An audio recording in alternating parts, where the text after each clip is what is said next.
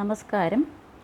എനിക്കിന്ന് പറയാനുള്ളത് കൊച്ചു പെൺകുട്ടികളോടാണ്. അതായത് സ്കൂളിൽ പഠിക്കുന്ന കുട്ടികൾ മുതൽ കോളേജിൽ പഠിക്കുന്ന കുട്ടികൾ വരെയുള്ളവരോട്. നോക്കൂ, ഒരു കുഞ്ഞ് പിറന്നു വീഴുമ്പോൾ അമ്മയ്ക്കും അച്ഛനും സ്വർഗം കിട്ടിയതുപോലെയാണ്. കൈ വളരുക എങ്ങനെ, കാല് വളരുന്നത് എങ്ങനെ എന്ന് പറഞ്ഞിട്ട് നിങ്ങളുടെ എല്ലാ കെയറും അവരേറ്റെടുക്കുന്നു അല്ലേ. അവരുടെ ജീവിതം മുഴുവൻ നിങ്ങൾക്ക് വേണ്ടി ത്യജിക്കുകയാണ് ചെയ്യുന്നത്. അവരവരുടെ ജീവിതം ആസ്വദിക്കുന്നില്ല.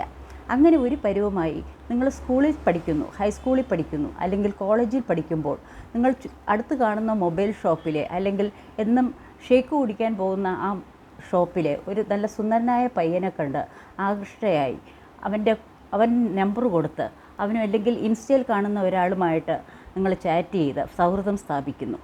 നിങ്ങൾക്കറിയില്ല അവൻ്റെ ബാക്ക്ഗ്രൗണ്ട്, അവൻ്റെ എഡ്യൂക്കേഷൻ. ഒരു ദിവസം നിങ്ങൾ അവനോടൊപ്പം പോകുന്നു. ഏത് ചതിക്കുഴിയിലായിരിക്കും പോവുക? ഒന്നുകിൽ നിങ്ങൾ പൊട്ടിത്തെറിക്കാനായിരിക്കും പോവുക, അല്ലെങ്കിൽ ബോംബെയിലെ ഏതെങ്കിലും അധോലോക കേന്ദ്രങ്ങളിൽ റെഡ് സ്ട്രീറ്റിലും മറ്റും നിങ്ങൾ ചെന്നപ്പെടും. അവിടുന്ന് നിങ്ങൾക്ക് രക്ഷപ്പെടാൻ പറ്റുമോ? ഇല്ല. അത് ഓർക്കുക. ഈ സമയം നിങ്ങളുടെ അച്ഛനോ അമ്മയ്ക്കോ ഹാർട്ട് അറ്റാക്ക് വന്ന് മരിച്ചിട്ടുണ്ടാവും ചിലപ്പോൾ. ഇല്ലെങ്കിൽ അവർ നിത്യമായിട്ടുള്ള രോഗത്തിലേക്ക് വീണിട്ടുണ്ടാവും. അവർ ചിലപ്പോൾ പിന്നെ അനങ്ങിയില്ല. ചില അമ്മമാരാകട്ടെ പിന്നെ അവർക്ക് മാനസികമായ വിഭ്രാന്തി വന്ന് അവർ തിരിച്ചു വരില്ല. ഒന്ന് ഓർത്തു നോക്ക്. ഇത്രയും വർഷം നിങ്ങളെ വളർത്തിയെടുത്ത അമ്മയോ അച്ഛനുമാണോ വലുത്, അതോ ഇന്ന് കണ്ട വെളുത്ത തൊലിയുള്ള ഒരുത്തനാണോ വലുത്? അവൻ നിങ്ങളെ കൊണ്ടുപോയി ഇടുന്ന നരകത്തിലാണ്. ഒരു കാര്യം ചെയ്യൂ, അത്ര ഇഷ്ടം തോന്നിക്കഴിഞ്ഞാൽ നിങ്ങളുടെ കസിൻസിനോടോ അല്ലെങ്കിൽ അച്ഛനോടോ, നിങ്ങൾ ഇന്നത്തെ കാലത്ത് അച്ഛനും അമ്മമാരും ഒന്നും പോലീസുകാരല്ല, അവരോട് കാര്യം പറയുക. അവരന്വേഷിക്കട്ടെ, അവൻ്റെ പശ്ചാത്തലം അന്വേഷിക്കട്ടെ. അത് കഴിഞ്ഞതിന് ശേഷം അവൻ ജെനുവിനാണെന്ന് തോന്നിയാൽ നിങ്ങളുടെ പഠിത്തമൊക്കെ കഴിഞ്ഞൊരു ജോലി കിട്ടുമ്പോൾ അവർ തന്നെ നിങ്ങളെ കെട്ടിച്ചു വിടും. അല്ലാതെ ഈ കാണുന്ന മായാലോകമല്ല.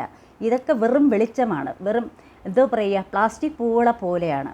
കാണുന്ന മിനുക്ക് കണ്ട് പുറകെ പോയാൽ നിങ്ങൾ നരകത്തിൽ, നിങ്ങൾക്ക് തിരിച്ചു വരാൻ പറ്റാത്ത നരകത്തിൽ നിങ്ങൾ പെട്ടുപോകും. നിങ്ങൾ എന്ത് വിചാരിച്ചാലും തിരിച്ചു വരാൻ പറ്റില്ല. നിങ്ങളുടെ പഠിത്തം, നിങ്ങളുടെ ജീവിതം, നല്ല കുടുംബജീവിതം, നിങ്ങളുടെ അച്ഛനമ്മമാർ എല്ലാം നഷ്ടപ്പെട്ടു.